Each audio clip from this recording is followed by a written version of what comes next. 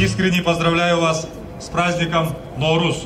21 марта – это день весеннего равноденствия, праздник Нового года с новыми надеждами.